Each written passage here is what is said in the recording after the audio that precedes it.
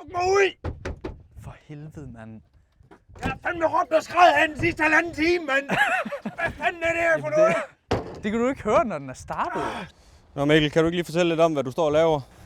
Jamen, jeg er lige ved at vaske den her Dodge Ram, som vi skal ud og puller i her lige om ikke ret lang tid.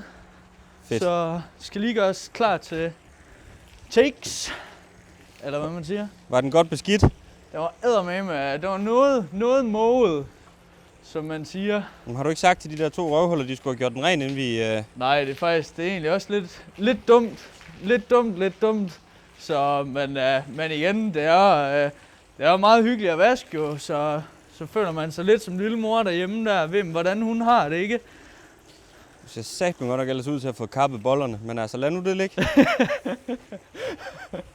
Lige nøjagtigt. Ved du godt, hvad det fede ved sådan en her, det er, Nico? Nej, hvad så? Det er, når sådan en her, når den starter, ikke? Ja? Eller når den tænder, så er det ikke bare bilen, der tænder. Den tænder også lige alle mænd, der står sådan i en radius på 100 meter. På lige rap. Er det rigtigt? Det synes jeg, det er ret hårdt. Jeg synes, det er... Så synes jeg ærligt talt, nu kommer jeg lige lidt tæt på dig her. Så synes jeg ærligt talt, det gør mig lidt nervøs, du har taget så stramme cowboybukser på. Kan du ikke lide det? Jeg ved ikke. Jeg bliver ikke glad. Men altså lad nu det ligge. Ej. Er det galt? Det bliver det da i hvert fald, når vi tænder den der lige om lidt. Nå, det er klasse. Det bliver godt. Nå, det er første gang, vi skal ud og prøve sådan en Ram her. Sådan en lille Ram? Sådan for mig. Ram. Der er alt for mange knapper til mig her. Ja. Det er nemt nok at finde ud af. Hvad hedder det? Bremsen ned, og så er det bare stop. Hold da kæft. Ja. Altså det er ægte fedt. Det er ægte fucking fedt. På lige rap.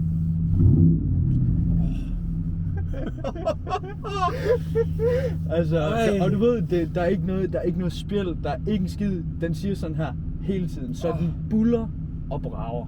Altså, det er det fedeste, Nico. Det er det fedeste. Altså alt sådan noget der. Nå, jamen vi prøver at rulle på mig. Vi prøver Hvor fanden kører vi hen ad, ven? Det ved jeg ikke. Bare køre ud og så køre til højre. Kæft, det er en tank. Ja, den er kæmpe. Altså, den er ægte kæmpe. Ja. Nej. Ja, det er fucking fedt. Det er pissefedt. Ja, det er hjernet det her. Altså, den kan, det fedeste ved den her, det er, at du ved, når du kører op bag nogen, ikke? Så du ved, hvis du er træt af, at de kun kører 80, Så bare lige tråd. så trækker du bare til, eller træder du bare til den, ikke? Og så suger den lige med ind igennem indsugningen.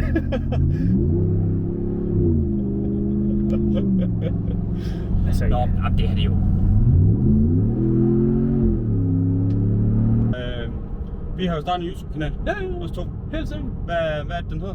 Jamen, det er Redline.dk. Vi har sågar fået lavet trøjer, Nico. Altså, vi har forberedt os på... men jeg er imponeret over. Skal det fandme være. Ja, lige præcis. Det må man bare sige. Redline.dk, hvad kommer vi til at lave? Vi kommer til at lave alt, hvad der har en motor. Ja. Og altså, en motor for os, det er en høvl, ikke? Det er en altså, det er en ordentlig høvl, eller en ordentlig høvl. Altså den dag, vi kommer til at teste en Tesla, så går jeg. Det kan man ikke godt sige. Ja. Men det tror jeg, altså igen sådan, det kunne godt være, at du på en eller anden måde, ikke, hvis der var nogen, som sagde, bare kom og tage min Tesla Plaid, ikke, så skulle jeg med plank den der, er du sunshine? Enig. Altså, men det er også, det er igen sådan noget, du ved, det skal jo kun være noget, hvor det er fedt. Altså, det er også igen, jamen som sagt, vi har kørt cross i 100 år. Yeah. Altså, begge to er pensionerede crosskører. Nu kører vi motorcykel sammen, yes. og altså, laver det her sammen. Vi laver det her sammen. Altså, man kan sige, jeg er jo den type, jeg får dig til at skrue, når der er noget galt med min. Ja. Jeg har forstand på motorerne. Jo. Jeg er bare god til at køre i lort. Ja, lige nøjagtigt. Så jeg tænker, men nu er vi også så fucking heldige at få lov til at komme ud og prøve den her Dodge Ram. Ægte. Og det synes jeg, altså lad os snakke lidt om den. Hvad? Dodge Ram 2020. Den er importeret fra USA, så dejligt meget udstyr. Det er i den her, den her Lær mig, den her. Ja. Lær mig kommer med, altså jeg tror også godt, du kan få den uden nogle af tingene, men den her, det er soltag, det er Harman Kardon anlæg, det er pissefed skærm, det er baller udstødning.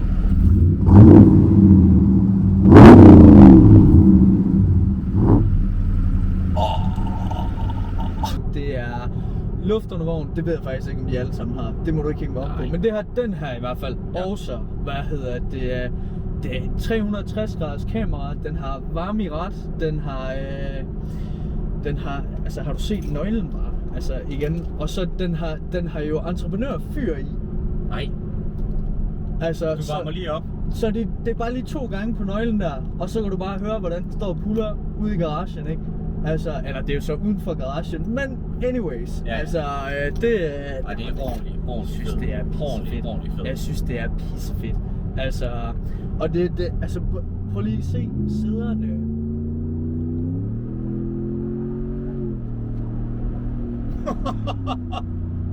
Nå, beklager, undskyld.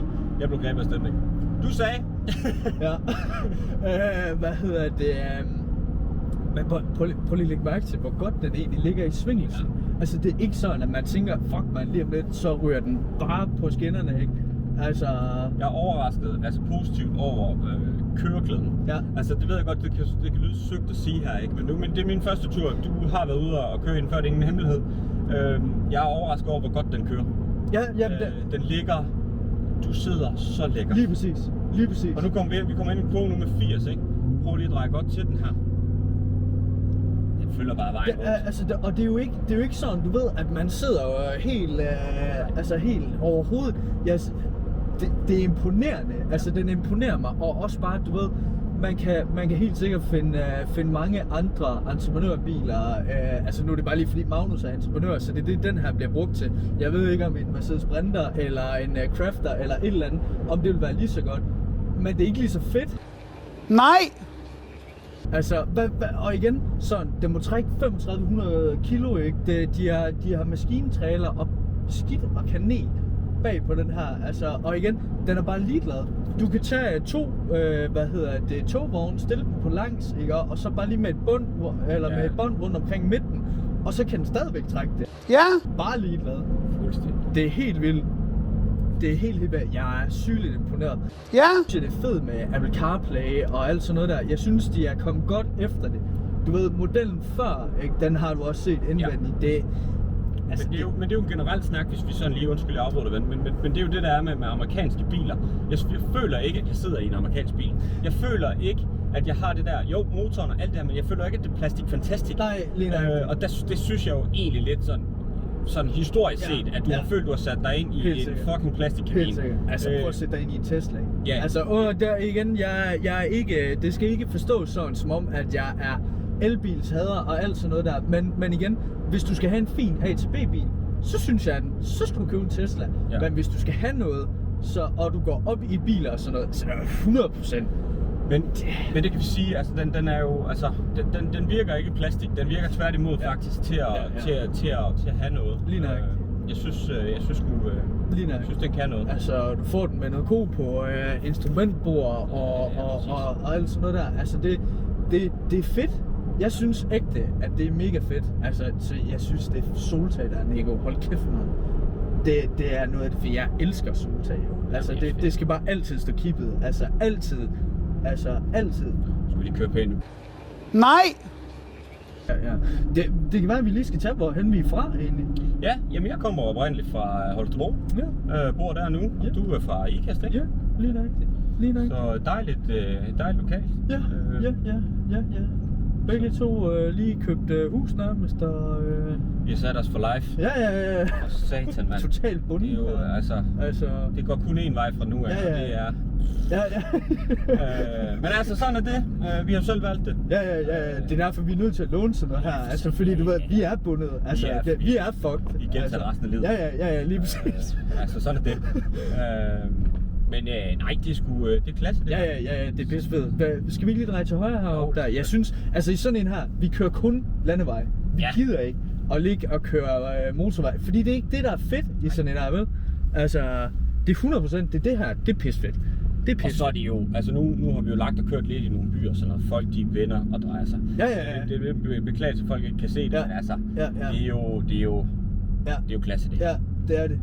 Det er virkelig, altså, og det er sådan ægte fedt. Det er fucking fedt. Klasse. Ægte fed.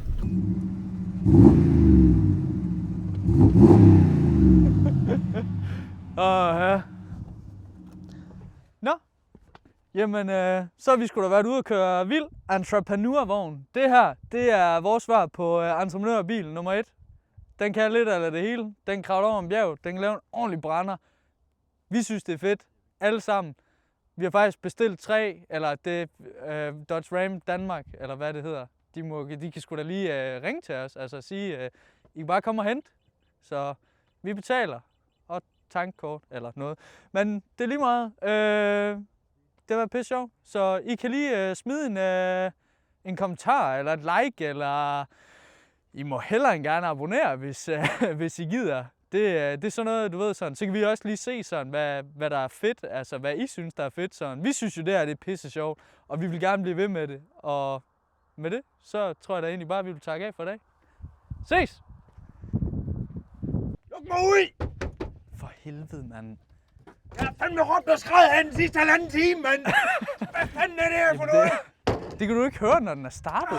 Det er sgu da ikke vores fejl. Magnus, han ved godt, jeg bor her. Jamen, Jonathan, du kan ikke blive ved med at bo der. Altså, skal du ikke snart have et ordentligt sted at bo? Jeg skulle da ikke råd til, vi bruger alle penge på benzin. For helvede.